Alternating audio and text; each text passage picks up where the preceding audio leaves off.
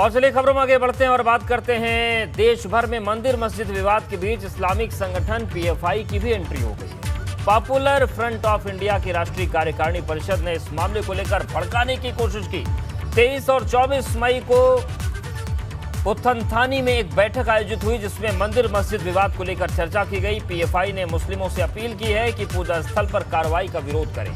इतना ही नहीं, इस मसले को लेकर मुसलमानों से एकजुट होने की अपील भी की गई है। तो देखिए ये चिट्ठी है, ये चिट्ठी हम आपको दिखा रहे हैं और पीएफआई की चिट्ठी में क्या क्या बातें कही गई हैं वो भी हम आपको बता देते हैं। इसमें कहा गया है कि सुप्रीम कोर्ट का ज्ञानवापी मस्जिद के वजू खाने के इस्तेमाल पर प्रतिबंध को बरकरार रखना निराशाजनक है।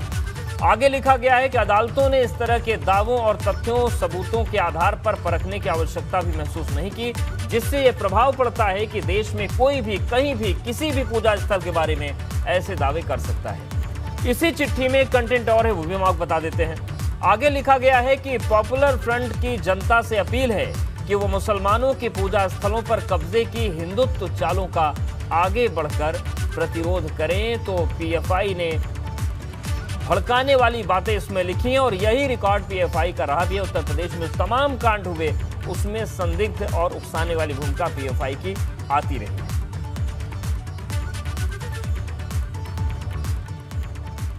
वह बिकरू कांड में कानपुर पुलिस की बड़ी कार्रवाई हुई है। गैंगस्टर विकास दुबे के सहयोगियों पर शिकंजा कसा गया। विकास दुबे के करीबी 2 पुलिसकर्मी बर्खास्त कर दिए गए हैं। तत्कालीन एसओ विनय तिवारी और दरोगा के शर्मा को बर्खास्त किया गया है। आपको बता दें, याद दिला दें कि 2 जुलाई 2020 को बिकरू कांड हुआ था और ये जो 2 दरोगा हैं उन्हें बर्खास्त किया गया है। इनकी भूमिका नजर आई थी।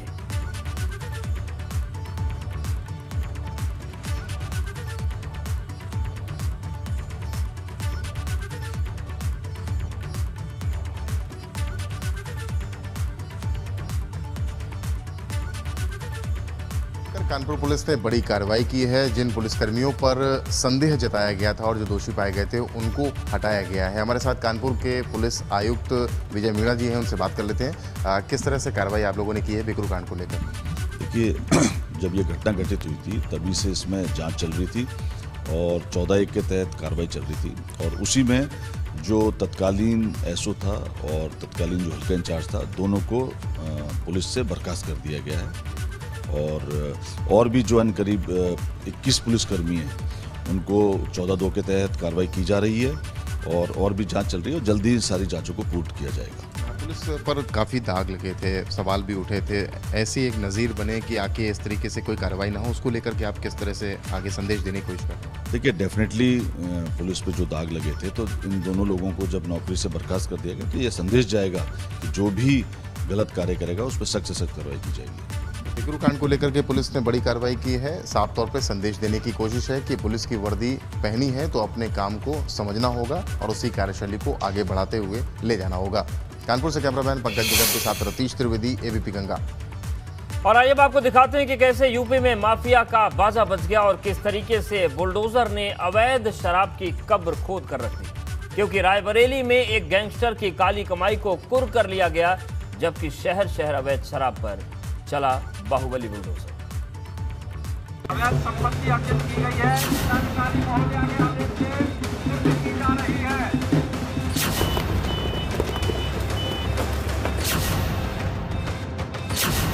माफिया पर बच गया बाजा।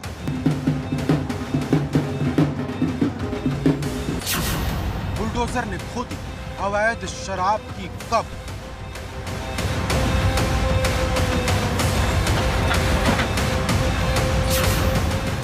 सुनो सुनो सुनो, इनके द्वारा अपराध कारित कर अवैध संपत्ति अर्जित की गई है, जिसमें इनका मकान और फांसी का आरोप जिलाधिकारी महोदया के आदेश से कुर्क किया जा रहा है। जुर्म की काली दुनिया से कमाई का काला साम्राज्य खड़ा करोगे तो बच नहीं पाओगे। जिलाधिकारी महोदया के आदेश से कुर्क की जा रही है। राम राज्य के संकल्प वाले योगी राज में यही संदेश इस तस्वीर के जरिए दिया जा रहा है। देखिए किस तरह अक्षम्य अपराध करने वाले शराब माफिया नानू उर्फ प्रदीप जायसवाल की अवैध संपत्ति कुर्क की गई। इनके द्वारा अपराध कारित कर अवैध संपत्ति अर्जित की गई है, जिसमें इनका मकान और पानी का आरो प्लांट जिलाधिकारी महोदया के आदेश से कुर्क किया जा रहा है। गाजे बाजे के साथ किसी अपराधी का खेल खल्लास होते शायद ही आपने देखा हो।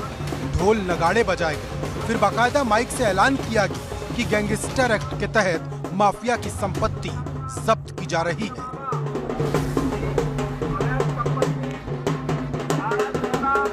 जिलाधिकारी महोदया के निर्देश पर गैंगस्टर के अभियुक्त नानू जायसवाल उर्फ प्रदीप जायसवाल उर्फ रवि जायसवाल पुत्र परमेश्वर दयाल, इसके द्वारा अवैध तरीके से अर्जित की गई संपत्ति ये आरू प्लांट है, उसकी कुर्की की कार्रवाई की जा रही है, जिसकी अनुमानित कीमत लगभग 50 लाख रुपए है।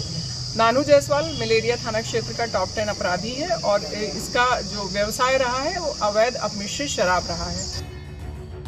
सिर्फ रायबरेली ही नहीं बल्कि पूरे उत्तर प्रदेश में अवैध शराब पर एक्शन का बुलडोजर चला। देखिए, ये बलिया की तस्वीर है जहां अवैध शराब की 6000 बोतलों पर बुलडोजर चलाया गया।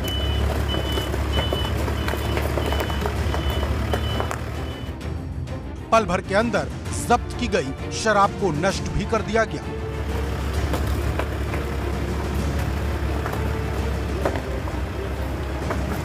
जबकि ऐसा ही एक्शन नोएडा में बुलडोजर के पीले पंजे ने किया। अवैध शराब के लिए कब्र खोद दी।